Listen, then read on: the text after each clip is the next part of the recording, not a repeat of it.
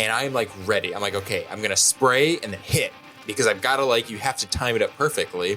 Otherwise it might get away or it'll, lunge at my face. So I do that. And the spider like sees me coming. It's doing that, like that little like twitch. Like, it's like, what are you doing? You're coming at me or what's happening? Do I attack? Should I run? And so anyways, I spray it.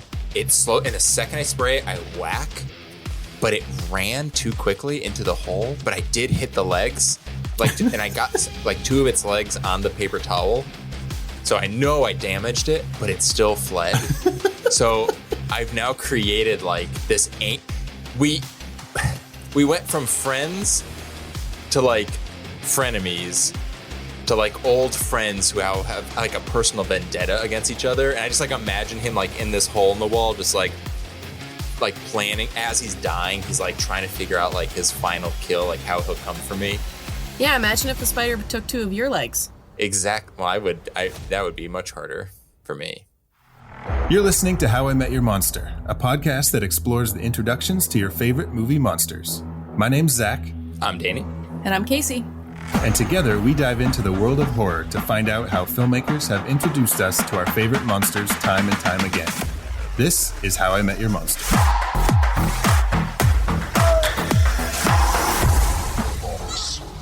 You opened it.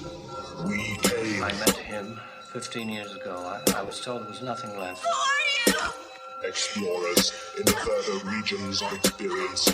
Demons to some, angels to others. Call you Meatloaf Jack!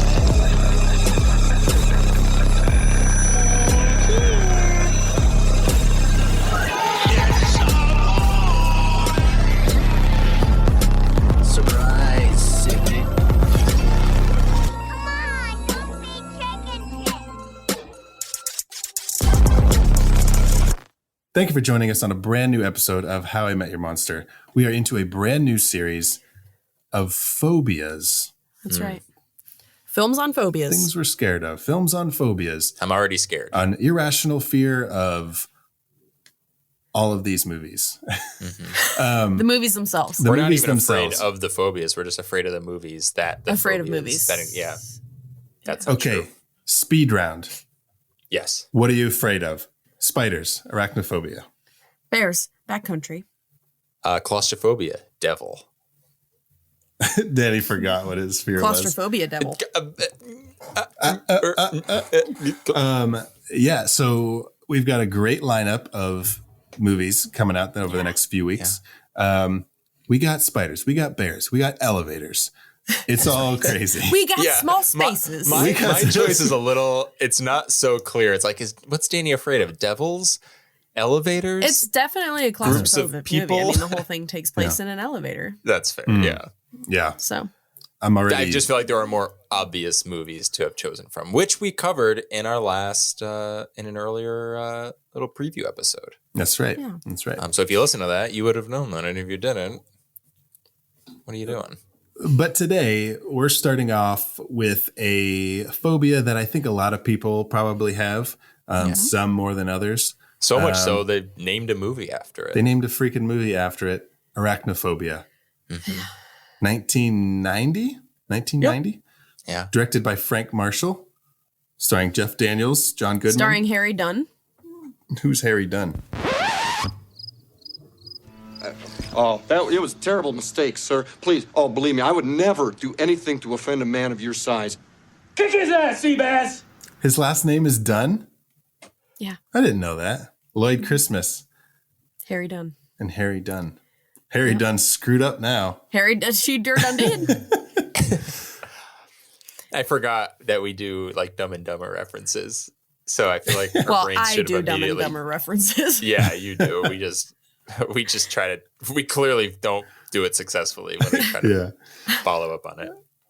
But Arachnophobia is such a good movie. I remember seeing it as a kid, and like, yes, the spiders are in it and they're very scary, but this movie is just so good. It is. It's so good. So that's what we're going to talk about today. Tell me, have you guys seen Arachnophobia? This was the first time. This is the first time. That's Danny, crazy to me. Yeah. Yeah.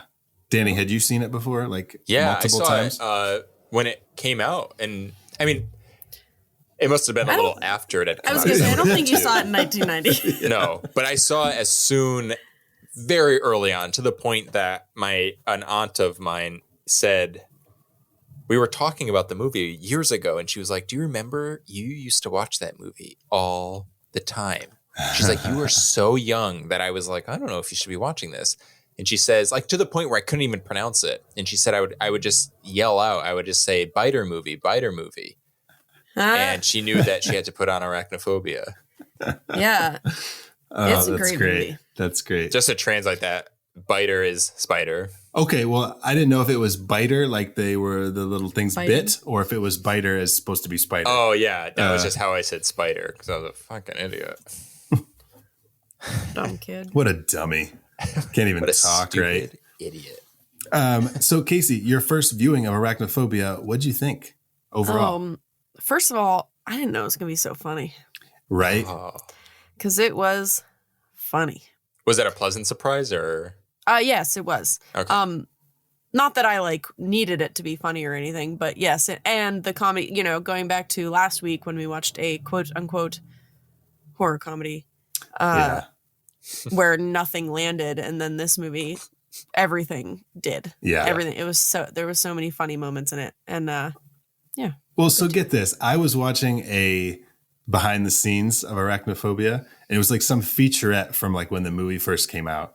And whoever's like narrating it is like it sounds like a news guy. And he said, I had to laugh, and I paused it, and I had to just be like, get my fucking bearings, because I was so like confused. The guy said, Frank Marshall and Amblin Entertainment or whatever are making Hollywood's first thrill-omedy. Yeah, I saw that in the trailer. Thrill-omedy? Yeah, they were going for something. They tried to coin a new phrase that did not work. Yeah. Yeah. It was like so dumb. Thrill-omedy. Yeah. Good thing Dramedy that fell stuff, off. but that is like, there's brevity there. There's Yeah. not as many syllables. Yeah. Well, I guess there's not as many syllables in thrill-omedy. It just sounds dumber. Yeah, but you've for got some the reason. T and the H and the two L's and the no. Yeah, too much going on. Yeah. You got the th and you got the l and the Yeah, I think Too the much. throws you off. yeah. Thrill-omedy. I think So we stupid. should definitely start considering this. Yeah, we're doing that thing where we're making fun of something so much that it becomes part of our vernacular, like ironically, and then we just start using it literally. God, Man. what a thrill-omedy this was. Okay, so before we start talking about Arachnophobia, let's hear about some good horror content that you guys have watched over the last couple weeks. Okay. I'll go first. Okay. I'm going to start with the first thing I watched and then just go in order. Okay. That seems like a good way to do it. Well, sometimes I do like the ones that I don't like first and then talk about the ones I like the most Gotcha. last. Yeah. But I'm going in order because I watched quite a few things and I kind of have to go through my memory to get them. Evil Dead Rise, which you guys didn't see. I know. So- Oh my gosh. Sad. Was it good? It was very good. I liked 2013 more, but Rise it brought back a little bit of like the campiness from the original movies, because the 2013 Evil Dead wasn't funny at all. There was nothing silly Yeah. about it. It was just Pretty serious. fucking brutal. Oh, that's good to hear. Yeah, so they brought back some of the comedy into it. So it was fun. The title screen gave me chills. It is the best title screen I've ever seen in cinematic history. Oh damn. Okay. Yeah. That's a High tall praise. order. Or that's Thinking about it. That's high praise. Oh, Yeah. so good. So yeah, it was really good. Then I went to Tennessee on the drive. It was an 8-hour drive. So I downloaded the first season of the show From. Oh yeah, you guys had been recommending that. Yeah, I watched the first 2 episodes before we left, and then I watched the other 6 like on the way down there. And it was very good. The creepy parts were very creepy. I wish there would have been more of them, but I think that about most creepy things. Mm-hmm. The only issue that I had with it, do you guys know what it's about? Yeah, I'm on like episode. I think we've watched 3 episodes of it, so I'm about to start episode 4. So the creepy creepers, those are really creepy to me. Mm-hmm. But Danny, it's just about these people. It's basically about a town that you can't, like, once you pass through it, you can't get out of it. Okay. So these people have all lived there, but they can't go out at night because there are these entities that will just obliterate you. Okay, basically. that's fun. Yeah. So the only issue that I had with it was they did not answer a single question for me. You know, Was it leading into a second season? yes, the second season started, Oh, okay. but it's on MGM, which I do not have. Okay. Too many So, too many streaming platforms, I guys. know. That's a phobia that I have, a phobia of new streaming services. It's like exhausting. One of my other biggest fears is AI, so I watched Ex Machina for fun. Then I watched the Dead Ringers series, Nice. which Thumbs up, thumbs down. is one of the best things I've ever seen. Oh, wow. So much high praise in this little segment. Yeah. I only watched, well, I guess I didn't know that I would like all these things. I only watched things that I knew that I would like. No, Dead Ringers. So I hadn't seen, you know, Zach had recommended the original movie to us a while back and I hadn't watched it. But I just kind of, I am into series at the moment because, you know, like my boyfriend and I don't know, I guess I'm needing something to fill a little bit more time, something to look forward to, I think. Except with Dead Ringers, I couldn't stop watching it. So I watched all of it within 24 hours. Oh my God. And well, I'd gone on vacation. I came home and I had 4 days off of work. So it was amazing. Rachel Weisz, it might be one of the best things I've ever seen. Damn. Yeah. All right. She's so good. And the dialogue is so good. Like, You know. they're just, it's like the opening scene. Oh my God, it's just so good. Like, it's very like feminist kind of, it all centers around like very powerful women, which was a big change from the movie. But yeah, it's just about these like super powerful women and it's very, and it's so disturbing and so good. I love it. Yeah. That's on Amazon? So, yes, it's a Prime series. Okay. So highly recommend. Okay. And then I watched Dead Ringers, the movie, Nice. to see what the differences were. And I liked the movie, but I liked the show a lot more. And I think that, you know, Zach, you've seen the movie, and I think that once you finish the show, you might not like the show more, but I think you would understand why, how it could be possible. I'm really enjoying the show. Like we just watched episode 3 last night.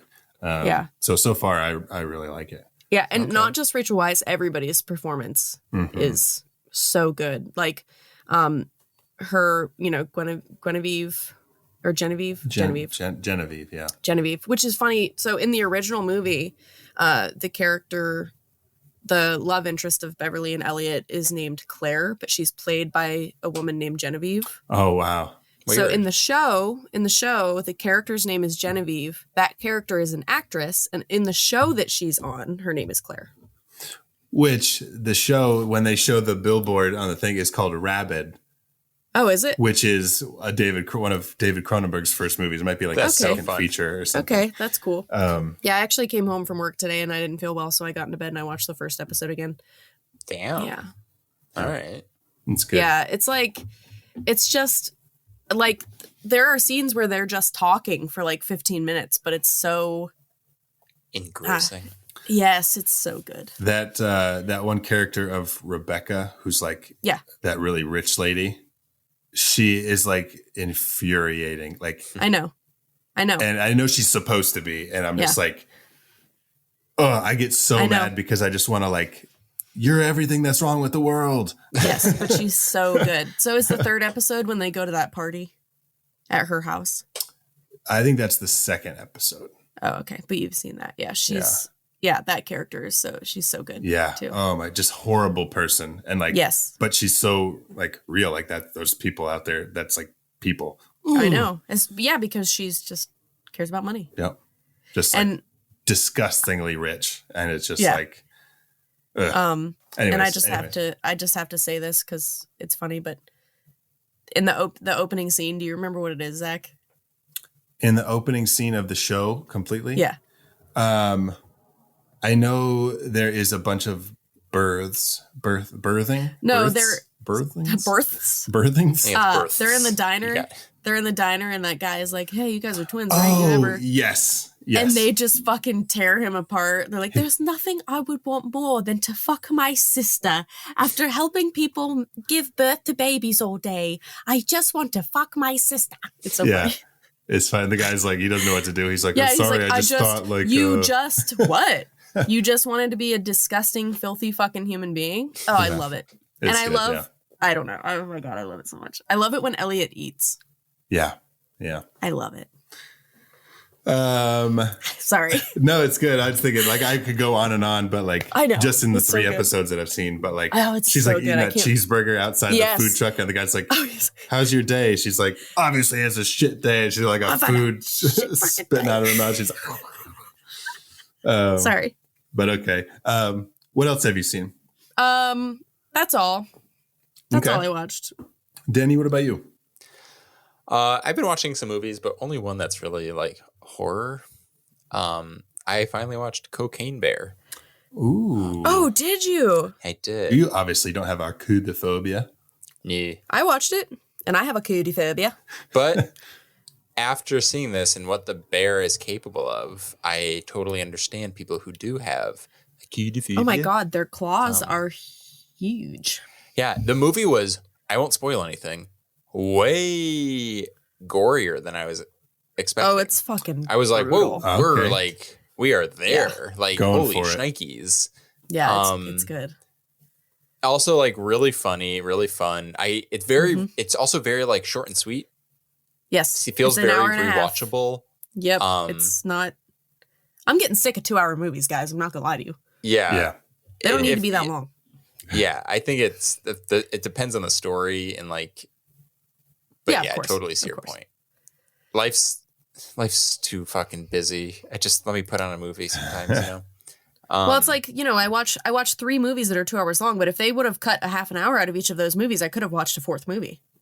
Yeah, and your See what I'm favorite saying? movie though is Return of the King.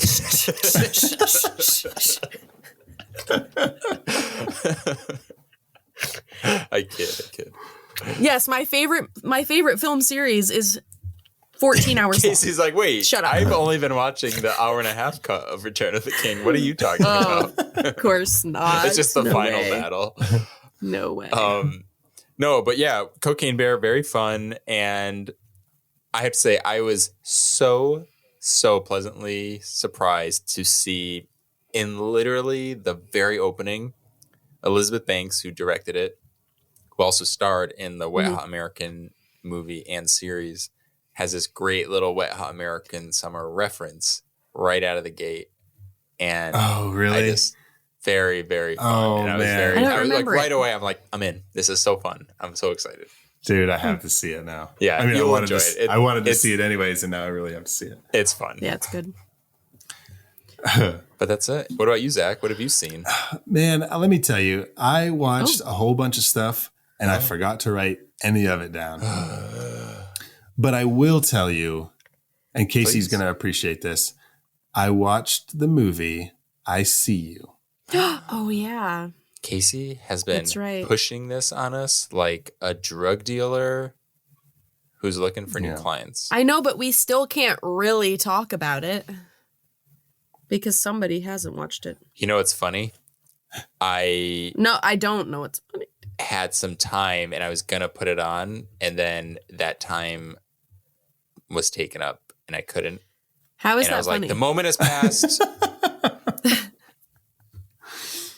But it was good. I enjoyed it. Not what I was expecting at all. No. Like it totally didn't see it coming. But it was very good.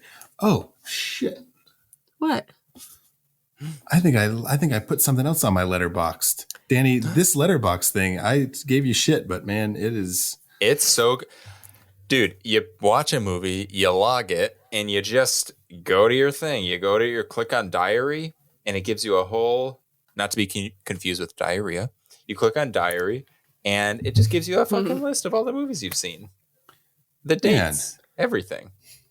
But I also watched another really good movie called Piggy. Piggy. I've seen posters for that. I've heard that Piggy is good. Yeah, it is really good. And here's the description from IMDb, because I don't want to say too much and give things away. Yeah. An overweight teen is bullied by a clique of cool girls poolside while holidaying in her village. The long walk home will change the rest of her life. Oh, it's just about, is it really just about her walk home? Well, that's what kind of like what happens on her walk home. Setup. Okay. Sparks what happens in the rest of the movie. But it's so good. And the actress who plays the title character of Sarah is really good. She did an awesome job. And it's just like, man, people are so fucking mean. Yeah. I can't. I just don't. It's so hard. But I would highly recommend it. And it's on Hulu. And there's two versions, because you can click on Piggy and it'll say English dub, or they also have the original one in Spanish. So depending on how you like to watch your foreign movies, I highly recommend the subtitles, but that's just me. I don't want to be mean, but come on. Dubbing is it's such a weird experience. It is. Your brain will it'll like adapt to the subtitles much more quickly than your brain will ever adapt to dubbing. Yeah, right. I feel a little bit like an elitist, but you're definitely not getting the same experience if you're watching a dubbed movie. Sure. Yep. It's a distraction. And even like anime and stuff, it's still like Japanese voice actors are fucking just worlds above anything that. Well, you're also just missing out on the original performance. Yeah. For like a kind of a weird, clunky convenience. It's just, I've never understood dubbing. It's just so strange. There's an episode of this anime that we watch that's super, super intense. And I've watched the episodes a couple of times on its own because it's so good. And the Japanese version, when I watch it, it makes me sob. And then when I watch the American dubbed version, I'm like, what the fuck is this? Yeah, it makes you giggle. Yeah. Makes you sob over how stupid it is. How terrible it is, yeah. Do you have any more, Zach? I do, but I don't remember what they are. So, but I watched Dead Ringers up to episode 3. I watched From up to episode 3. Man, I got to finish some of these shows. Wait, or you should play the lottery and do the number 3. I know.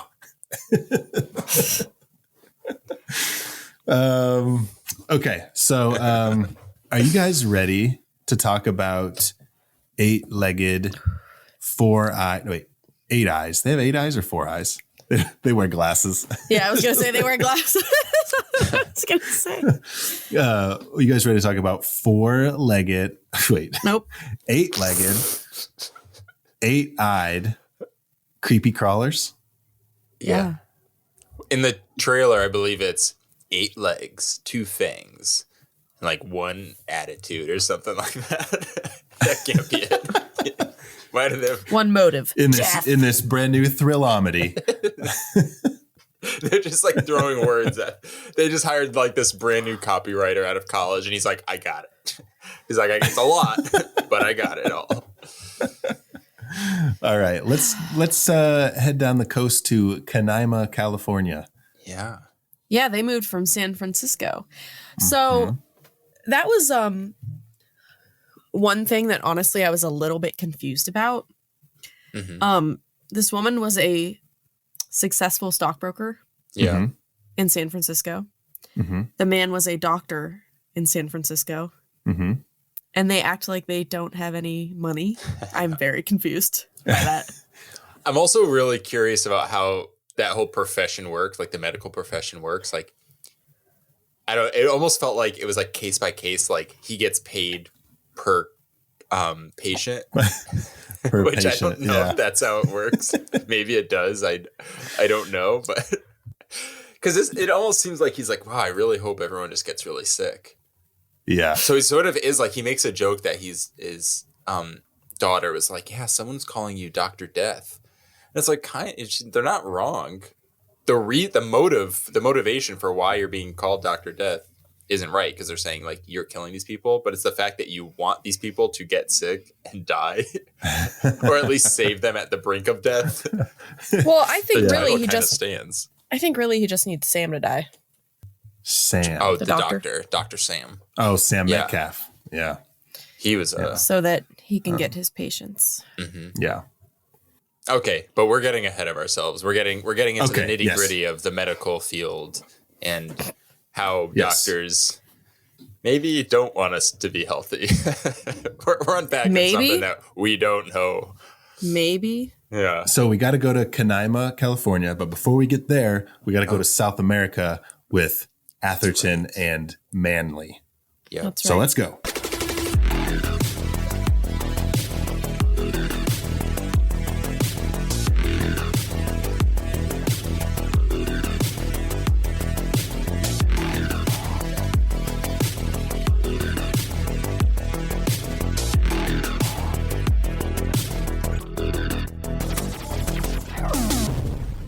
We're in South America.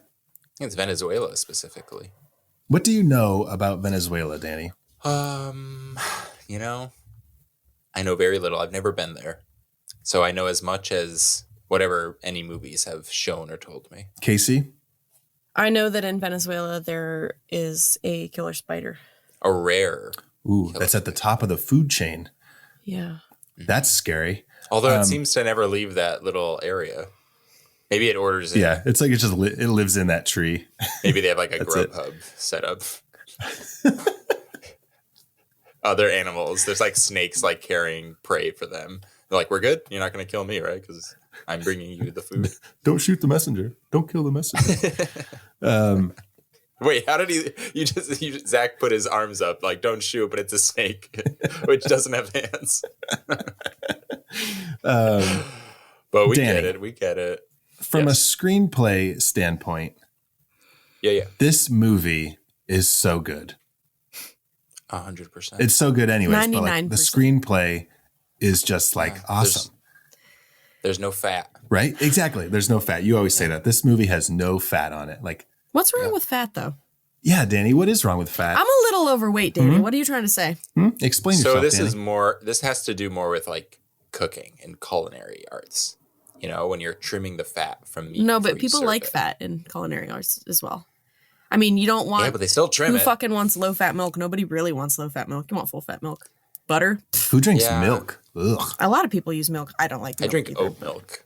I can't drink milk. It's gross. I would not be, if I had just drunk milk, I would not be sitting here right now. I'd be sitting somewhere else. I'd be on my porcelain throne. I just think I really. It's unfortunate. Sorry, off topic here. It's unfortunate how much I love cheese and ice cream because the idea of milk actually really grosses me out. Yeah. So I don't drink milk. You're just drinking Who thought of breast that? milk from a cow. Who thought of that? Nature? No, I mean, what person, what human being Mother thought Nature? of let me drink To the drink- white liquid that's coming out of this fucking animal? Just staring at Yeah. that cow. So like, gross. fuck, I feel like I could use you for a lot. I know. Get some meat, I know. get some juice. I'm sure. Yep. Anyway. I was just watching this nature documentary on whales, and they were saying how the breast milk from a whale is actually very thick, Breast milk? which makes sense because if it wasn't, Whales would- have Have breasts?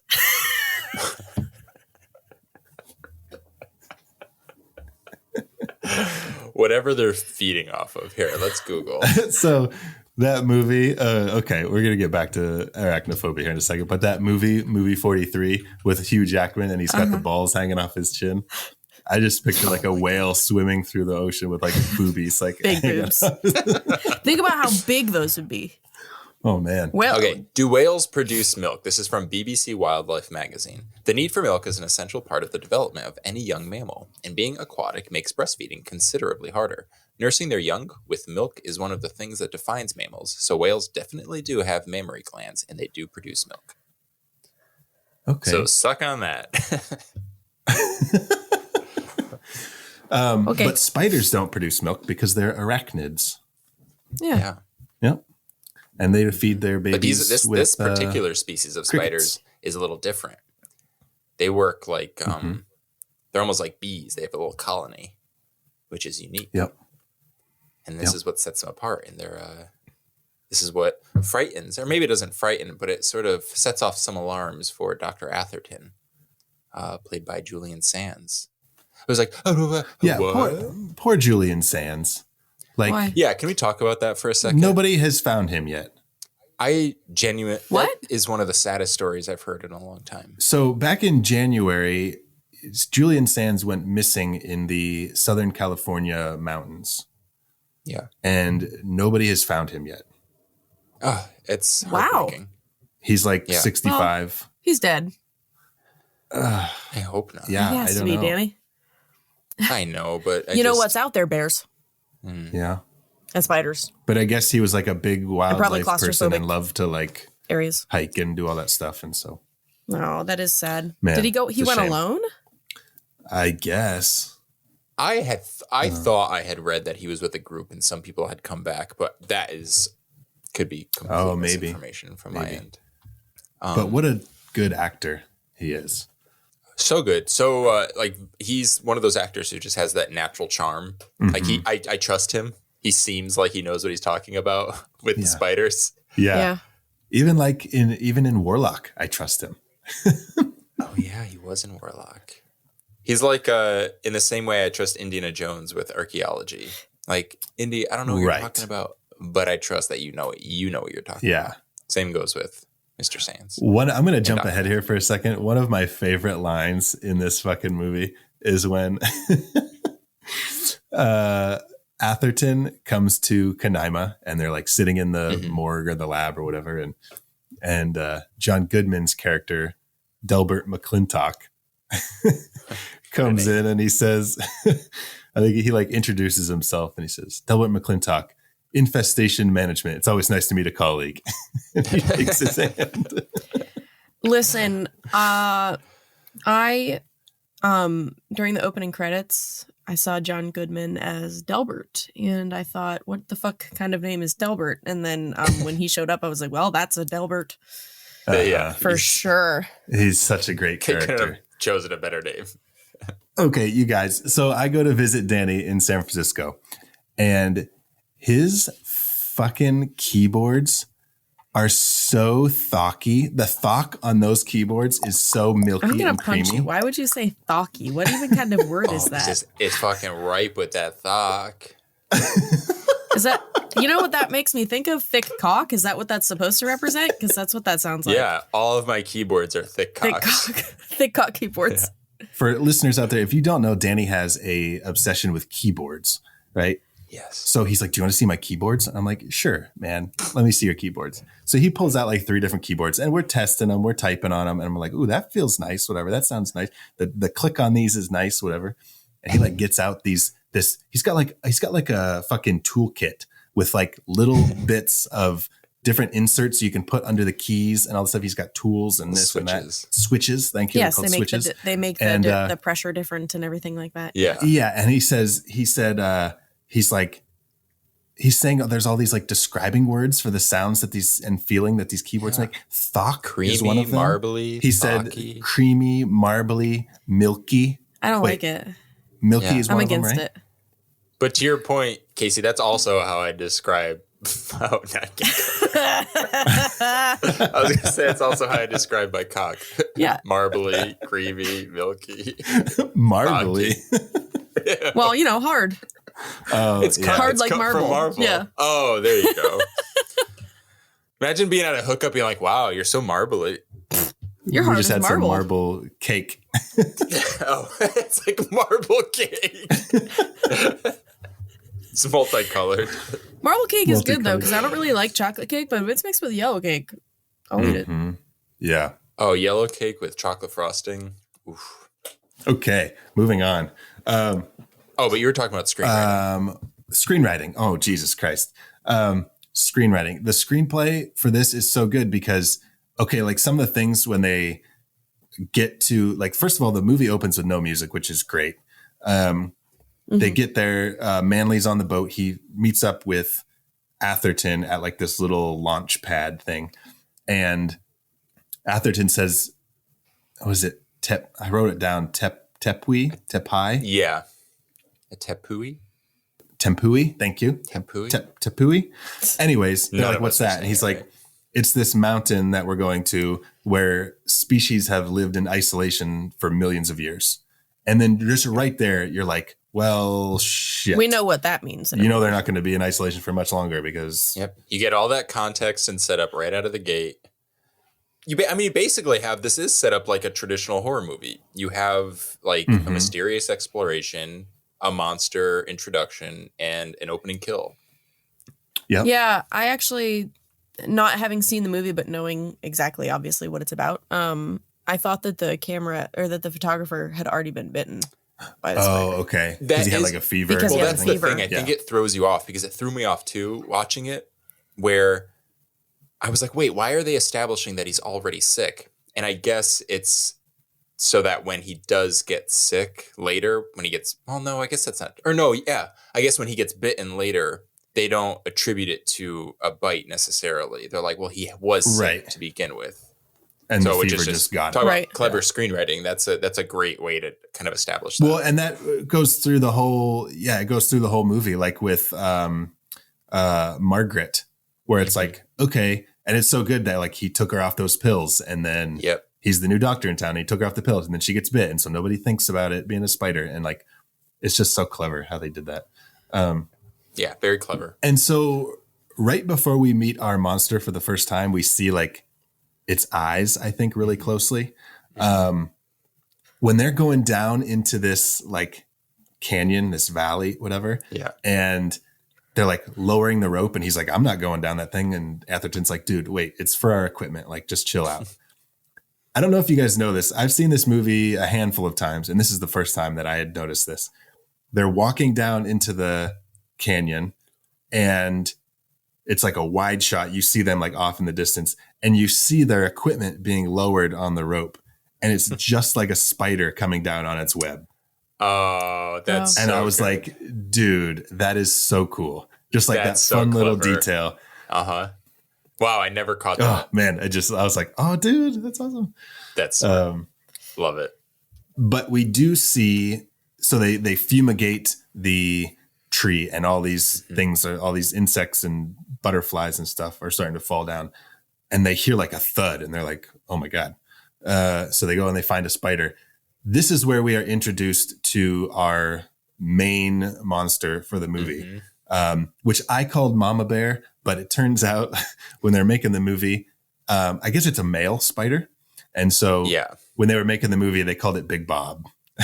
Oh, really? Because at one point they call it the General. So I was calling it, so you call it Big Mama. They called it, or I called it the General, and they called it Bob.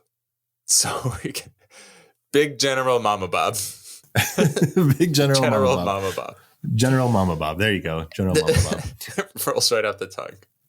Yeah. So I was saying Mama Bear, but because the first time I got to Mama Bear, because the first time we see it is when Manly kills one of its babies, one of its soldiers or whatever, because it wasn't dead. And so he like just squishes it. And then we see like her pissed off, kind of like, I'm coming for you, buddy. And she does, or he does. I'm not sure. But then it targets Manly, which I love. And that's the thing. They kind of set it up like spoilers, but like later on, they kind of talk about how these spiders are they do kind of retaliate. They have a mission, and it is to sort of decimate and control the territory. But I guess in this case, their territory is very like confined when they're in Venezuela. And the fact that they're allowed to spread and they're allowed to grow where there are more people. So they are like, it's not just a case of, for lack of a better example, our next movie that we're covering is about a bear attack. In that case, you just happen to be in, the realm of this bear. So you're in their territory. So they're going to attack or defend. It's based on a true story, FYI. Well, that's the thing. Oh, okay. Exactly. And that's how like most predatory animals in general is they'll like defend. But these ones actually are for lack of a better term, but very on brand for us at least, is they're monsters. Like they are attacking. They are like out to kill and consume and take over and spread like a disease. Yeah, it doesn't matter what you're doing. Mm-hmm. Yeah. They're here to fuck shit up, which I appreciate. They're here to suck you dry. Oh yeah, when Manly comes back and he's all. It's funny because I was wondering about that just in general. I'm like, they didn't preserve him at all. He's gonna be a puddle by the time he gets there. Maybe that's what they were going for. They're doing a but Manly does say, you had mentioned, Danny, that they call him the general, and Manly does say like, oh, this is a soldier, I'd hate to see the general. And then like the fucking general is coming for you, Manly. Like it's when they do like this, all you're doing is seeing like the legs of the kind of clearly mechanical spider, but it's still really creepy. But done well. Yeah. Yes. Well, I wasn't I would prefer that over like CG. That's why I wasn't expecting like all of the smaller spiders. All of the smaller spiders are real spiders. Yeah. Yeah, which I wasn't expecting. So, how do you train spiders? Well, the filmmakers in this little featurette I saw, they did like a spider Olympics and they like got all different kinds of spiders and they saw like which one would be, which one was like the perfect fit for this kind of thing. And so they found these little, I don't know, they're pretty big, but it's got to be frustrating in this industry to be typecast as a villain in every movie that you're in. The spider. It's like to be a spider. But I guess that's changed a little bit with the Marvel movies and Spider-Man. Yes. Oh, true. True. Like a spider actor could go into an audition right now and it's not just guaranteed to be like, oh, you're not a good fit for this, but we have this, villain or monster who shows up and I think you'd be great for that. And it's like, well, I haven't even auditioned. It's like, I know, but is it because I'm a spider? You're not great. No. You're not great for this. Just based on your look. But we have this role of a cab driver. Yep. Let me guess. The cab driver turns around and tries to spin them in a web. Yeah, but that's not. We're not making any we're not implying anything. So I'm just glad that stereotype is sort of, for the most part, is kind of quashed. It's gone. Yeah. Thank you, Spider-Man. Yeah. Thank you, Toby. Well, Thank you, Spider-Man. Thank you, Sam. Though. He's Thanks, Peter Parker. a person he was bitten by a spider. So. That's true. Damn it. I wasn't gonna say it. I was gonna let that's you go. all about that's how you turn and rewrite a narrative. That journey could have gone dark, and the spider and Peter Parker working together, kind of, they did like a necessary pivot. Well, have you seen Spider-Man 3? He gets very emo. That's true. I mean, that's inevitable though, isn't it? He dances in like a jazz club. You live, wears all black. You either die a hero or you live long enough to see yourself become emo. That's what Two-Face says, right? Yeah. In Spider-Man 3. Two-Face in Spider-Man 3. All right. General Big Mama Bob sneaks into Manly's coffin after killing him. No one knows he's killed him. And the body is brought back to his hometown in California, which is, what is the name of it? Canaima. Why was there a big hole in the coffin? They put the stakes, like they put those big branch things through it to carry it. Because when he crawled in there, I was like, dude, that annoys me. Like they could have just made him crawl up the side into it. Why would they put this giant fucking hole in it? So then when I saw the things go through it, I was like, okay, I'm not as mad now. Okay, that's good. I missed that too. Okay, I like that. Yeah. As long as you can justify it, then I'm happy with it. But what do you know? It happens to be in the same town that Dr. Jeff Daniels and his family Dr. Jeff Daniels. Dr. Jeff. Can you imagine like Jeff Daniels' character in Dumb and Dumber? It was Harry Dunn. Yes. Being this character, just like replace Harry Dunn with. I mean, as somebody who, Dumb he's and like Dumber, a pet doctor. Pet doctor. He's a vet. As somebody who really, I've seen other things with Jeff Daniels, but I literally could not tell you any of them because Dumb and Dumber ruled my life for my childhood. I did think about him as Harry Dunn quite often. Yeah. Dude, the first time, so like, I think as a kid, Dumb and Dumber was my introduction to Jeff Daniels. And Yes. then as I grew up, I watched more and more movies, more you get older and you're watching more adult movies. And Yeah. the first time I saw him, I watched Terms of Endearment and he's in that. And he's like, I was like, what? Kind of an Jeff asshole. Daniels is like a dramatic actor? Yeah. Like, Exactly. what the That's hell? what I mean. And you don't realize exactly. It's kind of like retroactive. Like you don't realize that he actually was this very dramatic actor. Yeah. For most of his career. And Yes. like, Dumb and Dumber then was the took odd thing out the for silly him. turn. Yeah. That was him like making a very odd career choice. Oh, so good. That's funny. Man, yeah, no, he's a great actor. Yes, he is. And then his wife, Molly, played by Harley Jane Kozak. Her first movie was House on Sorority Row. Oh, Oh, Yeah.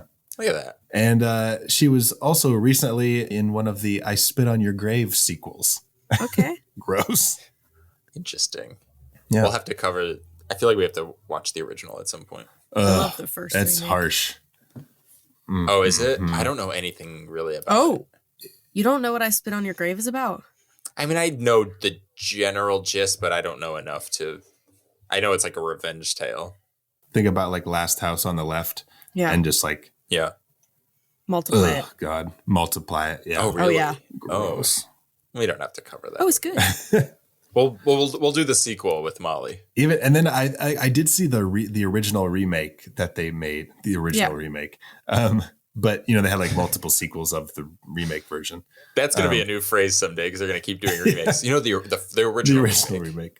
And that is pretty harsh too, because like Yes. the original is harsh. So they're like, we know we need to go harsh, but we also need to up the stakes a bit. Yeah. Oh God. Yeah, it's pretty Okay. fucked. Ooh. Okay, so where were we? Harley, huh? One of my favorite things, like when they move into the house and she's like, this is like a few scenes ahead there. She's like up in her like room where she's going to start working or something. And she's like, look at this light. On the best day in the city, we didn't get light this good. And like, Yeah. I think you see like a fluorescent light like on the ceiling. Yeah, I mean, And I was like, oh, the light in this room is not that good, Molly. yeah, I mean, you should not be, if you're happy about the lighting situation, you shouldn't have to be using overhead light. You always only use a Right. lamp. We don't use overhead lights. Right. Fluorescent light. We joke about that. We're like, we only put on the overhead light in like extreme circumstances. I have to use overhead lights sometimes, but The big light. The big light is the real monster. Can I just say one thing I love about this movie? Love about this movie. And I wanted to get it out of the way now that we've established our two big like opening, like establishing like the Venezuela and the town, which the name I will never remember. Canaima. I would argue that this movie is like the epitome of a 90s Amblin movie. Amblin Entertainment. Like when I think of like what an Amblin movie is, it's like you open up on like an island adventure. Doesn't have to open up on it, but you got the island adventure, monsters, small town, kind of like a cozy vibe, but there's still this looming threat. And it's horror, but there's like, it's not, there's some comedy in here, but it's not like, unless we're talking about John Goodman's character, it's not like outright comedy. There's just this sort of It's like sense of a humor thrill-omedy. kind of It's a thread. thrillomedy. It's like a thrill-omedy. Yeah. Let's really, we paid our intern. We may as well use the content that he's giving us. So yeah, it's like a thrill-omedy. Oh my God. What was that line at the picnic that she says that was so funny? Oh, I didn't write it down. So she's talking about the Molly is talking to like some neighbors or something, and she's like, "Oh, so and so, what are you going to major in?" And she looks and she says, "Gym." And then the coach like comes around and he says like, "I'm the coach" or something, and Molly says, "Oh, so like nepotism, huh?" And the wife says, "Actually, we're Baptists." That's great. Oh yeah.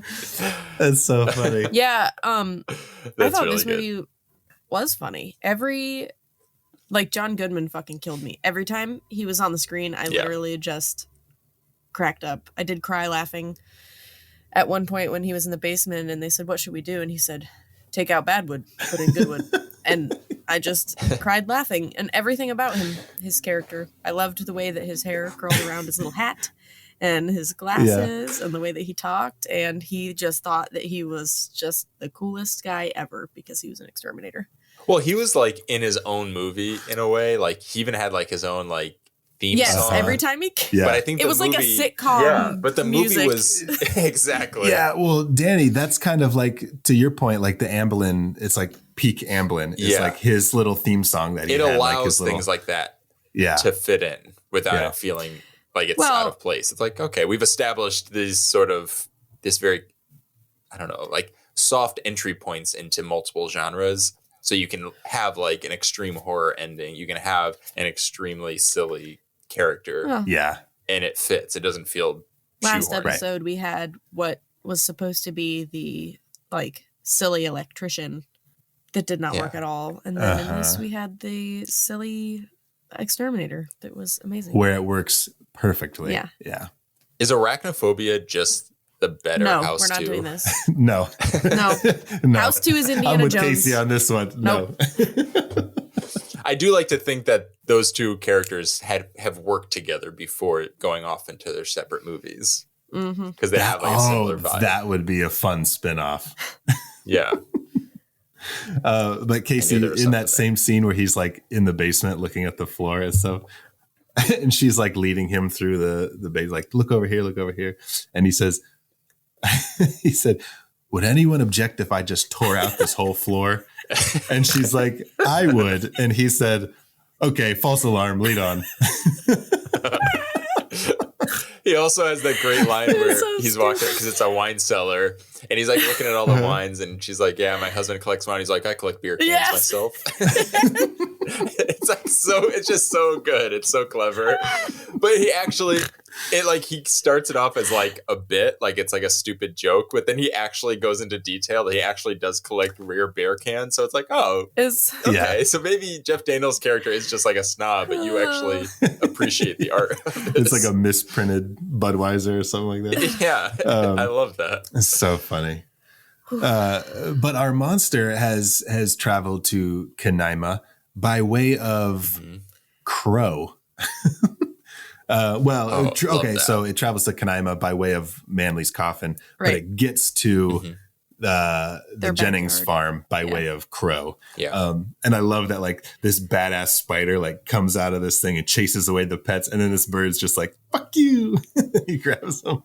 But then the it's spider's so like, "No, good. fuck you." And yeah, exactly. Then the crow just like dies. That's such a good touch. I love it. Yeah. Oh gosh. And then the kid goes to get the baseball and like it's right there and then it crawls away. This movie's not like scary. It just gives you the heebie-jeebies kind of. Yeah. Where you keep thinking something's like, like it's, that sensation of a spider or any kind of bug crawling on you is sort of like what this movie makes you feel while you're watching it. Yeah. You get itchy. Effective. You get itchy, creepy crawly. Do you guys have personal stories? Like, do you have like a thing that like set you off with spiders? See, I don't know. I can't, I was kind of doing some research on arachnophobia and the actual phobia, not the movie specifically. And they say like, how do these things happen? How do we get phobias and whatnot? And they say that usually there's like an incident when you're young, or sometimes you can pick up your phobia from like your parents. If they have been scared of something or whatever, you're just like, it's ingrained in you to also be scared of that thing. But I don't remember like a certain thing that really.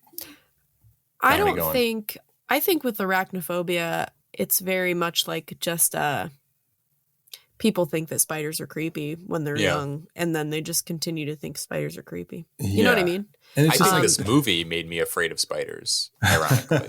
Well, they're like, I mean, not a lot of people are like afraid of spiders to where they're like, irrationally afraid of spiders, but a lot of people are afraid of spiders. Yeah. A lot of people don't like spiders at all, you know? And I don't mind spiders. I've never really minded spiders or bugs at all in general. When I see them, if they catch me off guard, I'll do the, huh! But then like, I'm cool. It's just a spider, you know? Watching this movie, though, I found out that I do not like it when there's like hundreds and thousands of spiders in one house. I don't like that. You're afraid of the army. Yeah, and my mom, I specifically remember this one time. My mom is terrified of spiders. And we were in the car, and we were going to the Hangout, which was a venue in Edinburgh. Oh, the Hangout. A local venue. Yeah. We were going to see a pop punk show. And you go to the punk rock show? Yeah, punk rock show. My mom was driving us. It was like there were 4 of my friends and my mom, so the car was like packed, and there was a spider that was like up on like the visor.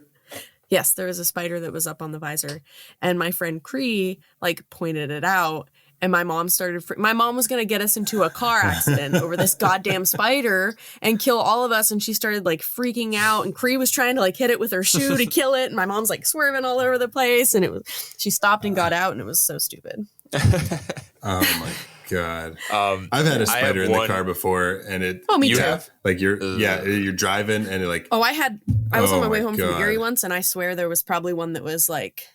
What's this that like? big? Is that like a $50? Size of size? that's like a cue ball. Yeah, with its legs and all. It was huge, and I was in the Jeep, and I was like, I think I was on the phone with Matt, and I was like, huh. There's a really big spider in here. And it was just like crawling around the ceiling and stuff. And he was like, you should probably get it out. I was like, yeah, I will. So I pulled over and I was trying to get it out of the car, and it kept like crawling into like the door thing. So I was like, what I don't using a piece of paper to get it out. Oh, fuck. Yeah, I got it though. It's cool. Danny, what about you? Do you have a story? When we were in college, I was in my bedroom. Okay, so first, let me give you a very quick little prologue to this incident. I was in the bathroom, and there was a tiny little spider web in the corner of the room, and with the tiniest little spider. And I was like, you know what? My instinct wants me to like get rid of this spider, but like I love a good Tim Burton movie, and he's always like saving the spiders and like James and the Giant Peach. You know, like I was like, no, I'm gonna be. I love James and the Giant Peach. Yeah, and like he saves the spider, and the spider ends up becoming his friend. So I was like. I'm like a depressed, 19-year-old in college, and there's a spider. Like, we'll be roommates. So I left it alone, and it was there for quite a while, to the point where I was like, I've got a little spider pet. Like, this is so cute. I never see it leave the web. Like, this is great. Well, one day it's gone. And I was like, well, son of a bitch. Anyways, fast forward, I completely forget about the spider. But I start waking up, and I have these like itchy bites on my legs. And I've been noticing them more frequently. And they're like all over. And I'm like, what the fuck? I was like, oh my God, do I have like fucking bed bugs? I was like, God damn it, this is disgusting. Well, it wasn't bed bugs. They were spider bites. Was that spider you saved? One night or one day, whatever, I look up. Now, I had huge, like in this apartment, I think they have like cathedral ceilings. Like vaulted ceilings, yeah. Yeah. Vaulted when you're on the top. What am I, like stained glass windows. What are you, and Michelangelo? I was just painting in the Sistine Chapel, and I look over, and there's a spider. No, there's a spider, and it could have been a different spider, but I know it wasn't. It was this spider. It was Fred. It was Fred, and Fred had been drinking protein shakes or something. Fred had gotten so large. Doing squats. Yeah. He was doing 8-legged squats. And I walked in on him squatting, and I was like, and he looked, and then he was like all like roided up and like freaking out. You know what that reminds me of? Right? 8-legged freaks. No. It's not a spider that I'm thinking of. You guys don't Nightmare on Elm Street, the cockroach. She's working out. She turns into a cockroach. Oh, it's the grossest scene in history. It's a one-horse scene I just can't watch. It's my favorite. I cannot watch it. So repulsive. Oh, that's the worst. Not only repulsive, but such a mean kill that is just like, it's like layer on layer on layer of everything I don't like. But anyways, I see the spider, and it is in like the corner between like the wall and the ceiling, and it is just chilling there. And I see this fucking little hole in the ceiling. Oh. And I was like, that motherfucker. So I completely gear up.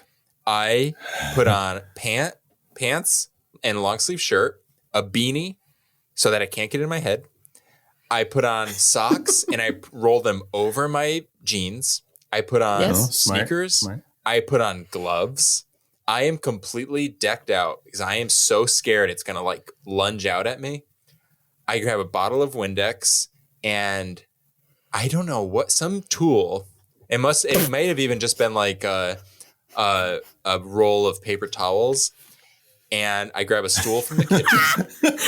A tool. And, you know, Danny, I'm the sorry tool that is. Listen, Like how Danny's never worked a day in I don't his want to be life. an asshole, but that was so gay. I got this You guys don't weird have tool paper thing towels in from your the tool kitchen. It's like a roll of paper towels. Well, I go in like, I remember this. Like, I even remember it being like, Danny, being ridiculous. But guys, when I tell you the spider was enormous. So here I am. Like, I saw this spider as like a friend at one point, and now I'm ready to murder it.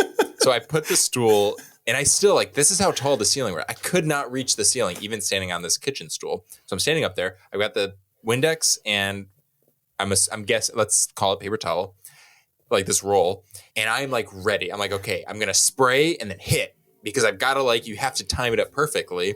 Otherwise it might get away or it'll, you know, lunge at my face. So I do that. And the spider like sees me coming. It's doing that, like that little like twitch. Like, it's like, what are you doing? You're coming at me, or what's happening? Do I attack? Should I run? And so anyways, I finally I get it. I spray it. It's slow. And the second I spray it, I whack. But it ran too quickly into the hole. But I did hit the legs, like, and I got like two of its legs on the paper towel. So I know I damaged it, but it still fled. So I've now created like this. We went from friends to like frenemies to like old friends who now have like a personal vendetta against each other. And I just like imagine him like in this hole in the wall, just like planning as he's dying. He's like trying to figure out like his final kill, like how he'll come for me. Yeah, imagine if the spider took two of your legs. Exactly. Well, that would be much harder for me. You're like, I know I damaged it, but then it fled. Like, I know I'm like being dramatic, but if you had seen this, the way the scenario played out was truly dramatic. The way the spider, like, we were really having like a face off, and it like got away, and I like I kind of got it, but I didn't get it completely. But then I had never seen the spider again. So He's like, fuck this guessing place. he just died. Yeah, He either moved out or he died. Yep. So they find the little spider in the house. The kid comes out. He's like, Daddy, there's a spider. And he's like, okay, let's get your mom to fucking catch it or kill it. She puts it in the barn. They go back later and she sees the big fucking web. And she comes out and she's like, our little spider's been busy. Like, do you think that little spider is the only spider in that whole barn? I know. Yeah, she underplays it so much. That's not a point where you're like impressed. That's where you should be afraid. Like, that's the moment. Yeah. Like, oh shit. I've never seen anything like that in my life outside of a horror movie. Yeah, I thought that too. But our big General Mama Bob really it like mates with this little spider. Like, how does that work? Okay, so and then they get like I had to look this up because I was a little confused. So apparently, on how spiders have sex. Yeah, and I just like stared at the screen, and I was just like really into it. But apparently, he mates with this house spider. They produce offspring, and then he mates with one of the offspring to create the queen, because the queen needs to have like that DNA. Because I was so confused. I was okay, like, how did because then the baby. How was there? Because a queen then the baby has his DNA too. So when he mates with one of his babies, then okay. Yeah, that's why the queen is Because I was like, how the fuck? Wait, this was a tiny little spider. I don't understand. So here's a question. In the finale, in the climax, he's fighting 2 spiders in the cellar. Yes. Right? He gets the one and against, it's like the queen and so General Mama Bob. General Mama Bob is the big one at the very end. Yeah. That's the original Venezuelan. Okay. Like, and the queen native. is the one that he like shoots or he flings it into the electrical panel. Mm-hmm. And he thinks that's it. And then the other one comes in. Yeah. Mm-hmm. Okay. Exactly. Okay. That threw me. It's a little confusing. They don't really set that up enough. Yeah. We would be remiss to skip over the fact that our main character has arachnophobia. Oh, we didn't mention that, did we? Yeah. So like it is a very like, which I really appreciate because not only does it sort of subvert your sort of expectation for the quote unquote hero of the story to be sort of flawless, he is the scaredy cat, you know? Everything about him is, I wouldn't say he's a jerk by any means. He seems like a decent guy, but like he is sort of like he's kind of a wine snob and he's not that. There's something, but even that feels a little forced where. Well, he was from San Francisco, Danny. He's one of your people. Exactly. Yeah. I'm more of a whiskey snob. keyboard. Well, I almost feel like he was just like becoming a wine snob. Like he just like was trying to fit into that. I think so too. Bit like he was just getting into it. That's the feeling I got. Yeah. Which I feel like plays into that really well with the character where he is sort of, he's not what you think, you know, he's not that hero. He's not this, you know, he's the doctor. So he should be very refined and, you know, well learned and this, you know, something that feels as snobby as being this like wine collector, at least in the way that he is, you know, he like yelling at the movers to like, don't break the bottle. Do you know what that is? Like, Yeah. But it all is kind of for show because he's just this sort of scaredy cat. He's established as kind of like a cocky alpha when he actually isn't any of those things. It's all sort of for show. And he has to kind of find himself by the end by like actually getting his hands dirty. Did you guys ever watch the Drew Carey show? Yeah, of course. Yeah. Oh, Mimi. I love those people. And I love like the horror trope or the just movie trope. I guess not just horror movies where like the coroner or like the funeral director, mortician or whatever, they're always eating. They're always eating like a sandwich or something. And it's just and then he just sets it on the autopsy table.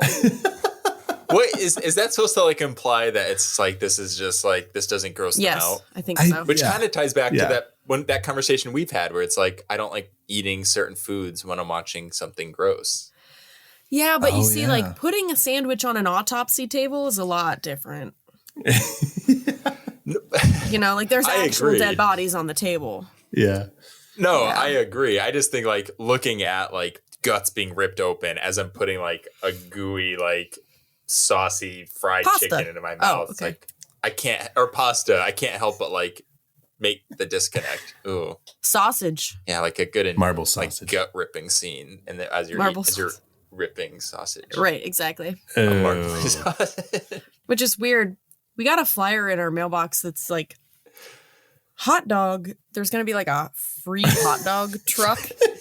Just got a flyer. Hot dog. Hot dog. No, it's like in the church parking lot of our tiny little shitty fucking town. They're going to be giving away free hot dogs every Sunday for like 2 months or something. Like, fucking gross. I would eat a hot dog anyway. I definitely wouldn't eat a hot dog from a fucking church parking lot for free. Oh. Oh, man. Like, why are you giving the hot dogs away? Exactly. What What's wrong with them? Yeah. Yeah. Did you find them in the basement and didn't want to waste them? Like, I'm going to be that guy and say, I fucking love hot dogs. Well, no. I enjoy a good hot dog every now and then. I can't think about it though. Yeah. The consistency freaks me out. I mean, you know, I don't eat meat, but even when I did eat meat, I didn't eat like ground meat. So, yeah. Do you remember the texture? Do you remember My Bloody Valentine where the dude gets boiled in hot dog water? Yes, I sure do. Yeah. That's the thing. I cannot. Some people like to boil their hot dogs. Mine need to be like crispy. Oh, okay. On the outside. Yeah, like, it's weird. It needs to be grilled. You know what's good? Split that bad boy down the middle. put some butter in the pan, put it flat on the pan, grill it just on the stove. Okay. Sear it. Sear it. Okay. Sear it. Yeah, thank you. All right. Yeah, I feel like boiling them is like a poor person's way to eat them, but which is weird because like it doesn't require any more or less money, Then, like, grilling. but Yeah. Yeah. Maybe it's easier. You just throw it. You don't have to check on it. You just boil it. And all right, come everyone, back welcome in to a few Hot Dog minutes. Talk with the boys.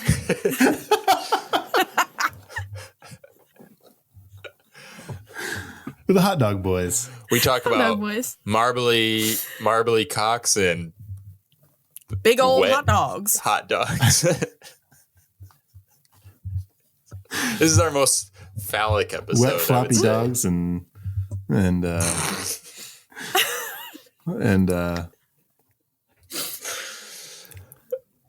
wet Okay. wet floppy dogs and stiff marble rods. Oh yeah, that's good. Kielbasa, bratwurst, ballpark franks, Wiener schnitzels, Italian sausage. Everything from wet floppy dogs to hard marble rods. This is Hot Dog Talk with the boys. Okay, where did we leave off in this fucking movie? How'd we get to hot dogs? So one of the small details I loved about this movie was that they were like, we haven't heard crickets in weeks. Mm-hmm. Oh, I love it. Yep. And you're just like, oh shit. He's like, No, there's yeah, I guess we haven't heard cookies. fucking crickets either. Yeah. What is this movie trying to say? Like, what is the ultimate, like, what's the moral of the story? Because they move in from the big city to like small town America, and they have all these high expectations of this like kind of picturesque, idyllic life. But nothing is going according to plan between work and the spiders and the neighbors, save for like a handful of like decent people. Because then by the end, spoiler alert, they move back. So it's like, well, that was, we messed up. That didn't go according to plan. So I guess I've seen this movie a few times and I've never really stopped to think what the movie is trying to say about their journey. Like, is it that the idea of small town America is just not what it seems? Because this generation of filmmakers is coming from, they were kids in the 50s where the whole idea of idyllic America and the nuclear family was sort of, you could argue, just a way to sort of move people's attention away from how fucked up the world really was. Like Mad Men kind of does the same thing. It's like, look how great it is on the surface. And it's like, oh no, it's actually it's just as bad as it would be in any other era or with any other kind of facade. So maybe I'm answering my own question, but is that what you guys got from it? Is that sort of would you say that's like what they're trying to say? Nope, didn't get that at all. I'm getting a lot of nods. I thought it was a creepy movie about spiders. Yeah, same. Oh, okay. Same.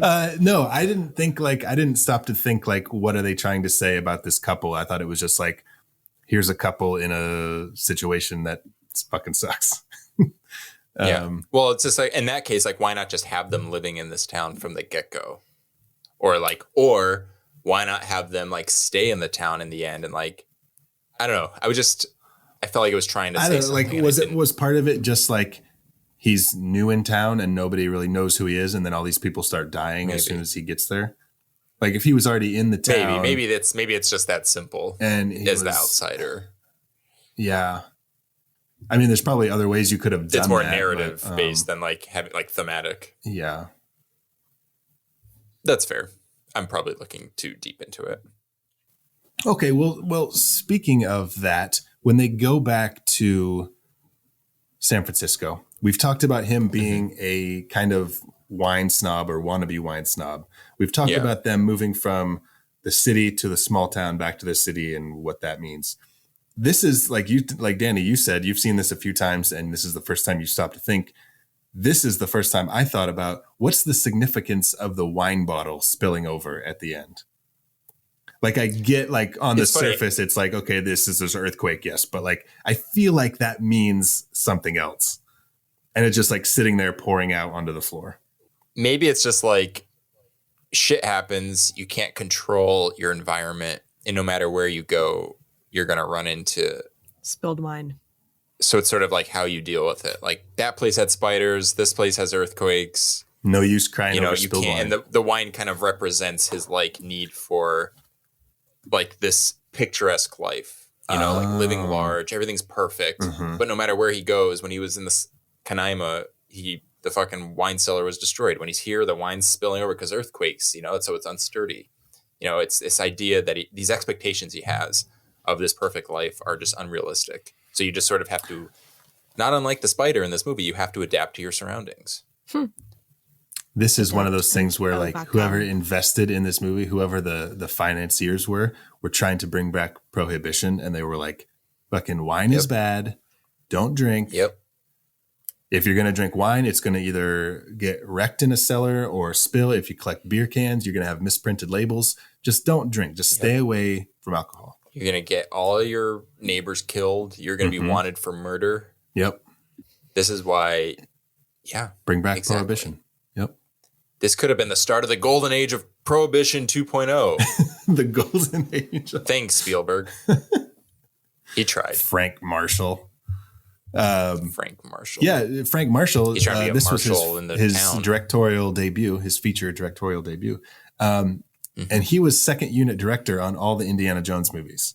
And so crazy. He said like working with spiders was like just a natural progression because on Raiders, he was in charge of working with snakes. On Temple of Doom, it was all the bugs. On Last Crusade, it was the rats. And so he's like, spiders were like no big thing. Crystal Skull, he went and did it. He farmed all those killer ants. Yep. Because they were all real. Yeah. But guess what, guys? What? Guess who was the special effects lead on this movie? Chris Wallace. Chris Wallace. I saw it and I was like, fuck, Chris Wallace. Who He was did House. just... He He did was House also the special effects lead on House 2, Chris Wallace. And he made the Gremlins and all that good stuff. So Yeah, he's done a lot of good stuff. This is probably the perfect time to bring up the spider crawling out of the man's nose. Oh, yeah. Which I thought was that the funeral guy? Uh-huh. So I thought that it was interesting that this man must have been, him and the woman who played his wife, they must have been scared of spiders, because why would you not just let a spider crawl on your face? Well, okay, so Nina said the same thing. She was like, I guess he really doesn't like spiders because they made a whole fake body for that's this. expensive. Two whole fake bodies. But I'm assuming they made the whole fake. Oh, Mimi was fake too in the wide shot. I didn't see that. Yes. But I'm assuming that they made this whole body so that they could do the gag of the spider crawling out of his nose. Yeah, but they could have closed up on a nose and then gone out for the wide shot and had it been him. Yeah. That's a lot of money to spend. I just wonder, maybe I agree with what you're saying, but I wonder if there was like other gags they were doing or maybe something ideas that they just had didn't that work. maybe didn't get put in. Yeah. Yeah. Also, what I will say too about them, I am them when I go to places that have cookies. Oh, totally. Like piling up everything on your plate. Yes. Do you guys want Tupperware? No, I'm good. Dude, I feel like when I go places that have desserts, I feel disgusting because people don't eat enough at those things. Okay, period. No. They don't. Like, people go through all of this effort to make tons of food and stuff, and nobody eats it. So if you have like 50 cookies left, I'm going to, take them. Yeah, if anything, I feel rude for eating too much. And I feel like I went overboard. Well, that's what I mean. I do feel rude because I'm like, well... No, we're doing them a favor. We're having to work. It's like people, how in some cultures, like if you burp after eating or something. Yeah. It's like a good thing. It's like, thank you. Like you appreciate it. Like I'm just like scarfing down all these cookies you made. It's like, thank you. Did you like the fake bodies? I didn't mind them. I wasn't like, oh, those are really good. Like I Yeah. clearly saw that it was fake, but it didn't. They're no it Kevin didn't Yager, you know. take me out of it. Yeah, I feel like this is the kind of movie that you can get away with something not looking totally Yeah. real. Yeah. Because the movie itself is sort of feels Close a little, enough. like, more fantasy-ish. Yeah. Well, and it's kind of Everything's silly. a little heightened, I guess. Yeah. So Yeah. So we get Atherton is now called back into the town. We've had his yes. assistant come in, and they've done some things. well, the spider has killed how many people up to this point? So we've got Manly, the couple. Manly? Start from the beginning. Margaret, Yes. the football player. Metcalf, the football Oh, player, yeah, the football player. Football player Metcalf. And then and then Mimi and her husband. Man, I wish I knew their names. I could look. I it know, up, I but I'm love not that gonna. we're calling her Mimi. No, that's their Love this name, movie. Mimi and husband. So 6? Yeah, 6 people. Okay. And then it ultimately gets Atherton, so that's 7. Right. Right. Well, should we count that's all it. the crickets? I said people. We should. I said people. Yes. So crickets aren't people. I guess Okay. they can be whatever they want to be. But Okay, okay, so so- speaking of Atherton getting attacked by the spider, like what was he thinking? Listen, Dude, Yeah, you went that into that frustrated me. giant web and you're like flicking the thing saying, supper's ready, come on. I'm And not- then like attacks you and you're like, what the fuck? That felt so out of character. Mm-hmm.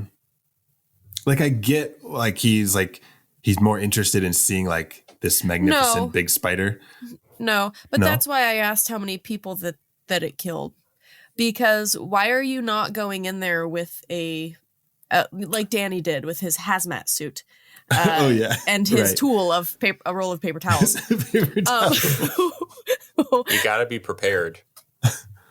You know, You like have why to. did he not go in there fully covered? He could have been wearing something like a beekeeper suit or something that would have fully Totally. protected him. Something. Yeah. Anything. And even if he died, they could have shown like, see how strong this spider right. is. Like, yes, Yeah. something. So yeah, that was. I know that for the sake of the movie, things had to be done. Because part of it at the beginning when I was writing this down, I said, okay, the spider is the monster, but Atherton is the villain. And then I kind of took that back. I was like, yeah, that doesn't really make sense. But he kind of is because he brought this whole thing out of its own habitat. He brought it over. I mean, he didn't intentionally bring it over, but he would have Well, if he he had was fucking found anyway. it. Yeah, And then, and then he wasn't properly. But is he wasn't, any worse than Indiana Jones? Where like, you know, Don't the idea you of like dare. you belong in a museum. Don't you dare. Where it's like you go to, you know, you basically invade a culture outside of your own, take specimens or artifacts from it and kind of place it in, you know, in Indy's case, like a museum, but just some kind of like confinement. Because Atherton's just trying to study it. He's not like imprisoning it. Like I totally get what you're saying and I agree, but like I think his motivation was more for science rather than like Oh, yeah. you know, he's not like exposing But then it the or issue- trying to like profit. Then the Yeah. issue is that yes, it's over here, it's doing all of this damage, and he's not doing the proper procedures to I fix guess it that's because he true, goes yeah. in there all fucking willy-nilly instead of going Yeah. in there in his proper attire so that he could take care of the situation. Because Yeah. Yeah. if he died and he's the spider expert, what happens if none of these other motherfuckers know what to do? You know? Yeah. He's like, fuck these And the people. fact that he sends his assistant Yeah. just to go to like fix the problem without taking it Yeah. seriously. I guess that's true. I didn't it's just like says a lot about Julian Sands as an actor. It's like there's some actors who are so charismatic that you want to side with like the better version of them rather than like maybe the more villainous aspects. Yeah. Because yeah, I was even surprised that they killed his character off too, because you have the assistant. Why not kill off the assistant and then have Atherton be one of the survivors? But to your point, Zach, if he is sort of more villain than hero, I guess that's why. That spider fair. doesn't Yeah. discriminate, even if you apparently Yeah, know like what you you're have doing. to kill a lead. Yeah. Yeah, and then then all the spiders come out in the house, which is Oh God. Like that's like where the Zach big, checked out. I think like that scene is like the big the big scene. Like there's that whole climax in the basement with the thing, and like that's all well and good. But for me, it's that house scene with them just like swarming, and there's like nowhere you can go where there's not spiders. And it, because even in the basement with the basement scene, it's still just the two big spiders and Jeff Daniels, you know, and then upstairs you've got hundreds of thousands of spiders plus the whole family trying to figure out what they're supposed to do. Yeah. Yep. And like downstairs, so there was no spiders there because they had talked earlier about like wherever the nest is, there's not going to be spiders around. So like none of them came into the basement. And like, that's kind of fun where he's like, it's damp, it's warm, it's dark, there's no spiders. Oh shit, I'm in the nest. Yeah. Oh my God. So then, you know, when they're all out of the house, then fucking Exterminator Delbert comes and just rock and roll. For some reason I was gonna say flamethrowers, but with his flamethrowers. Yeah, they're not flamethroers. But that was what I was picturing, was him just killing all these spiders with a flamethrower. With his little, is cool though. He's got like the two like he's like dual guns, kind of like a John Woo movie or something. Yeah, it's funny. Okay, I could see how like the family got out without getting bit, but I don't see how Jennings did not get bit. Like when he was during in the bathroom?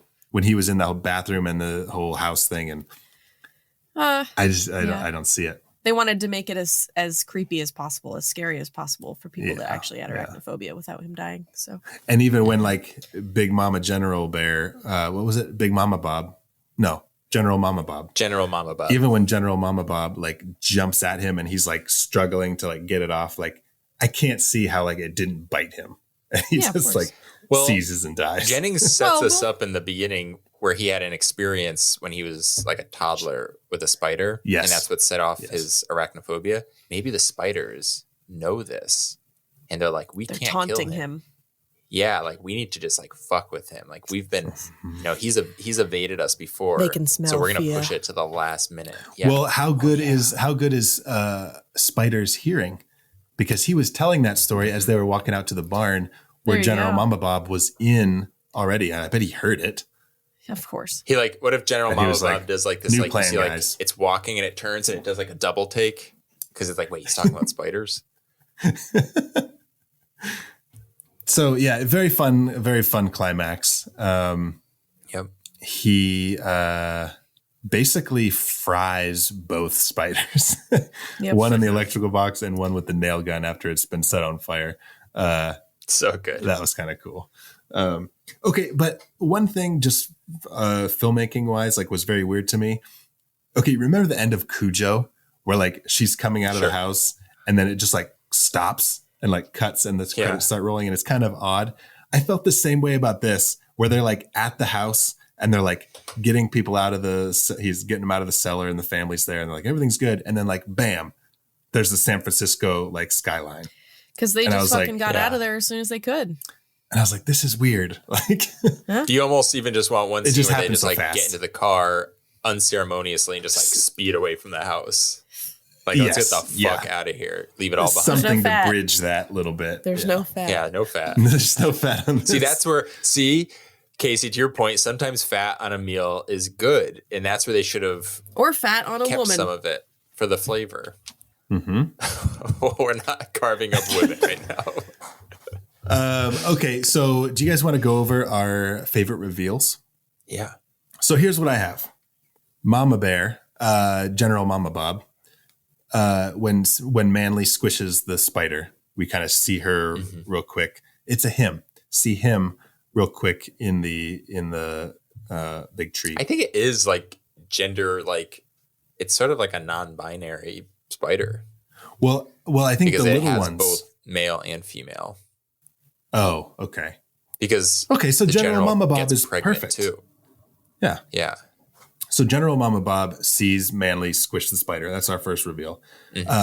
Molly finding the web in the barn. I would say that's a reveal. Ross finding the web and the rat tangled up in the web. Ugh. Gross. Shower spider. That might be the fucking worst. Oof. Shower spider scene. It's on her face. Lloyd finding the spider in the cereal. Fucking Lloyd. Oh, the dead one. The Lloyd dead Christmas. one, yeah. Oh my Lloyd gosh, there's a Christmas, Lloyd Gary and Jeff Daniels in this movie. The spider jumping out at Ross and Chris in the dining room. He pulls the painting back and the spider jumps out and they have to catch it. The spider coming out of Irv's nose. That's his name. Irv and Mimi. Oh yeah, and then the one in the popcorn. In the popcorn. Atherton calling for supper, which is fucking weird. Why would you do that? The house attack with all the spiders coming out of everywhere. When Ross discovers that he's in the nest, and then Ross to General Mama Bob. Yep. My favorite is the house attack. The house. Yeah. Me too. Because that's when I felt the most uncomfortable. Mm-hmm. So. Yeah. My favorite reveal was actually when Molly finds the webs in the barn. Okay. Because I think I'm more freaked out by the idea of a spider. Yeah. Oh, looming. you don't know where it is. And spider webs are just inherently creepy. That's why if it's just a few spiders, that's why I said I like bigger spiders too, because you can see them, right? Oh, okay, so sure. That's, smaller spiders when there's a lot of them. That's, where are they going to go? Yeah, because the barn like transcends it even being a nest. It now feels like a community. Like it's complete. Like you're seeing sort of, if it could do this to this barn in that short amount of time, and they imply that it could, quote unquote, take over the world. Right. It just gives you this idea of like, it's so much set up so quickly, and that's what makes it scary. Oof. Well, and it's so terrifying too. Like you say, like, here's the web and like, where is the spider? You don't know. That's the whole thing, is that like they could be anywhere and you have no idea. Yep. Like when she goes to get Margaret goes to turn off the lamp and there's one there when they're making the popcorn and it's in the bowl. Like you have no idea until you find it. And then you're like, oh my God, this was here the whole time. Oh my God. Oh my God. I don't like it. All right. Well, now it's time for a segment that we like to call The Real Monster. Run, run, run as fast as you can. You can't catch me. I'm the gingerbread man. You're a monster. I'm not the monster here. You are. You and the rest of that fairy tale trash poisoning my perfect world. Now tell me, where are the others? Eat me. Okay, what do you guys got for Real Monsters? My real monster is the ignorance of all of the people in this town. Maybe it's because I live in a post-pandemic America, where I understand that you have to take precautions for things. These people were sleeping with their windows open. Like Ross was the only person in town who knew that there was a killer spider, and he was sleeping with his windows open. Yeah. Well, even Margaret leaves her door open, and then she's like surprised when a spider comes in and kills her. Like, you live in the country. Yeah. Shut your door. Yeah. So just the ignorance of the people in the town for that, but also for, they're kind of disgusting. And I guess Ross just really fits in with them. Like, Irv was eating the sandwich after he put it on the thing. And, Ross was just giving all of these kids fucking grabbing all their balls without wearing gloves or changing gloves. So like, what the fuck are these people doing? That scene was so strange. It was very weird. Because if you're getting a physical, there's so much more to the physical than just getting your balls checked. And also don't touch a person's balls without a glove on. Yeah, even if he was wearing a glove, he's not switching gloves per ball sack. Yeah. Right. But he wasn't wearing one in the first place. So that, along with the ignorance of the scientists who, like I talked about, wasn't properly geared up to take care of this situation that he knew that the spider had killed 6 people. That and I can't remember the older woman's name that left her door open. Margaret. Because Margaret put her fucking cat outside at night. So fuck you, Margaret. Oh yeah, and we see that cat later, all tangled up in the web. Yeah, but you don't. Yeah, I got you. Cats, don't put cats outside. We don't need outdoor cats. Okay. Mm-hmm. Danny, They should have been killing the spiders, but Danny, what do you have? eating them. I have 2. I have Molly, because she's so like kind of cavalier and casual about the spider webs to the point that not only is she like, hey, husband, you know, like you have this phobia, but look at this and it's horrific. But not only that, she's so like casual about the spider webs to the point that she literally takes pictures of them and hangs them up in her husband's doctor's office. Good thing she does though, because that's how they know where the nest is. It's like kind of fucked up. Like she hates her husband. Yeah. She's like, fuck you. Like, I know you're not going to go out and buy photos, so I'm going to take pictures. Well, of the she one keeps thing saying you're like afraid therapy. Of. Like it's therapy. But like she's like that's fair. Jamming it down his throat. She's like, yeah, whether you want this therapy or not, you're getting it. Yeah. So I have that, and then my other one is just people who don't check their shoes or slippers before putting their shoes on when they're barefoot. This movie has scarred me ever since, because I can't. I mean, you shouldn't, because there could be a spider, but. Yeah, I'm not. I'm not the unknown. I'm not a barefoot person, right? To begin with, even in the movie when they were like walking to the barn, they were barefoot, or at least the woman was barefoot, and I was like, ugh. Oh gosh, she was barefoot out in the barn. She was barefoot out there. You're barefoot out in that barn. Yeah, she was barefoot out in the barn. That's crazy. Yeah, that's just dangerous. In a barn. Zach, I have two as well. I have. Atherton's giant red map at the beginning. He pulls out this map. They're like on the helicopter, and he's like, this is where we're going to land, and we're going to hike to here. And they show the map, and it's just like all red. There's like no like differentiating, like yeah. What does trails, this mean? or it's just like red. And I was like, okay. There's an extended cut where it just cuts away to everyone's reaction, and they're just like blank stares at him, like, what is happening? It's like Atherton. He's like, oh, maybe Atherton is Spider-Man. Oh, yes. And he sees the map, but nobody else can see it. And he's like, we're going here to here. Everyone's like, what are you talking about? And he's like, don't you see this? Because he has a spider sense. He has spider sense, yeah.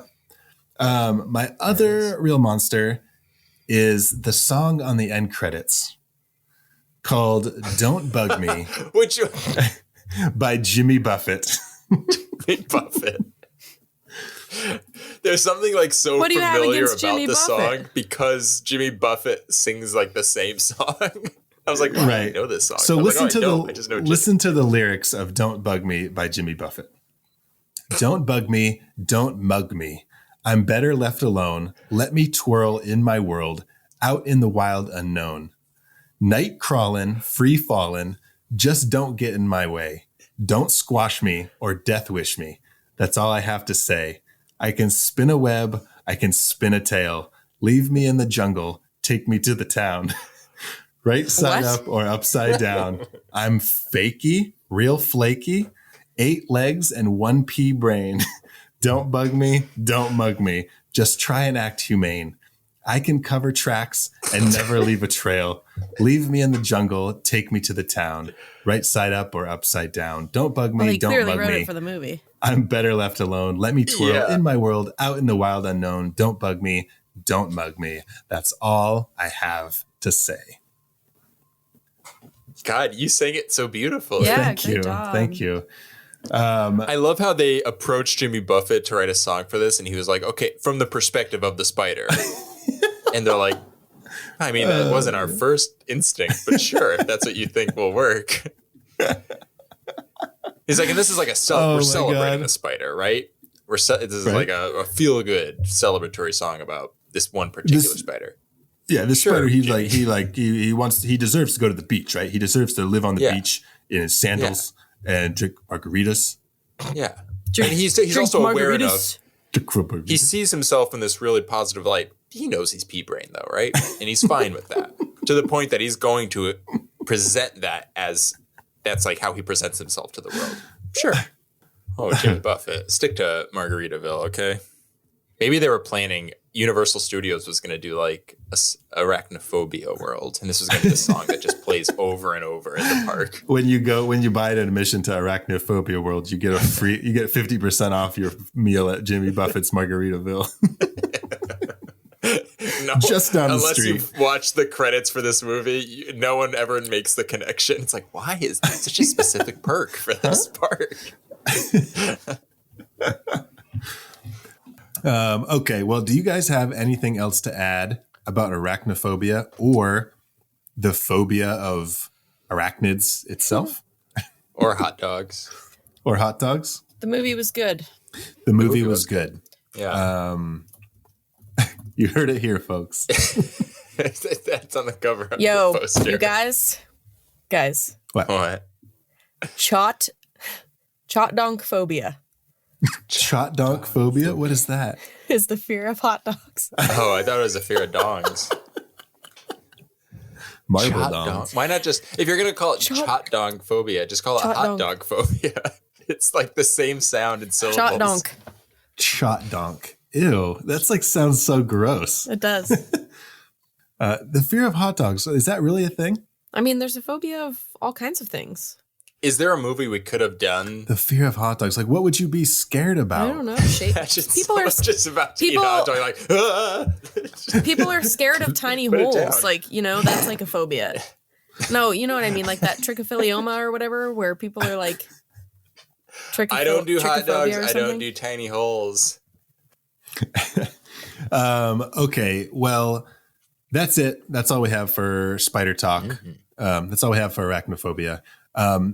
Next episode, we will be speaking about arachnophobia for Casey's fear of bears. Yeah. So you don't want to miss that because I don't have anything wrong with bears, but I'm excited to see this movie Backcountry and see if I can create a new phobia for myself.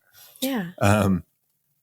Danny, Casey, if our listeners out there want to reach out to you and talk about their phobias or ask about your phobias, where can they find you on social media? You can just go to any of the old social medias and type in @Wolf Mother Casey. I might be on there. Perfect. Yep. Just dumb luck. You can find me on Pornhub at Hot Dog Boys. Chode Boys, since you don't Yeah, have a Chode problem with Boys. them. Well, you can find me through Chode Chat. My Chode discount link to my Pornhub. Hot Dog Boys. I bet all the Proud Boys have chodes. Yeah. Oh, yeah, of course they do. Maybe that's I why bet they're they do. proud. Yeah. That's where the pride comes from. They start every meeting pulling Why their they're- pants down and being like, they have to- good job. They have to Looking good, pretend to be boys. proud to cover Yeah. up for the fact that they have chodes. That's Exactly. right. That's right. You can find me on Twitter, Instagram, and of course Letterboxd at Danny Salem. That's Danny spelled the old-fashioned way, unless your old-fashioned way is spelled differently than mine. In which case, I'll just specify it's DANNY. Last name Salem, SALEMME. That's 2 M's, like the candy. Melt in your butt, not in your hands. Wonderful. Yeah. And you can find me on Facebook, Instagram, and Twitter at Zach Winsek. And you can also find the show on social media on Facebook, Instagram, and TikTok at How I Met Your Monster, and on Twitter and Letterboxd at I Met Your Monster. So make sure to give us a follow there and look out for some fun content along the way. And until next episode, steer clear of spiders. Yep. Check the corners. Check everywhere spiders reside. Check your butt Make crack. sure you get Check all your butt your crack. tools. Get like all your paper tools. Get towels. all your paper towel rolls. Yeah. Thank you all for listening. Now go meet some monsters.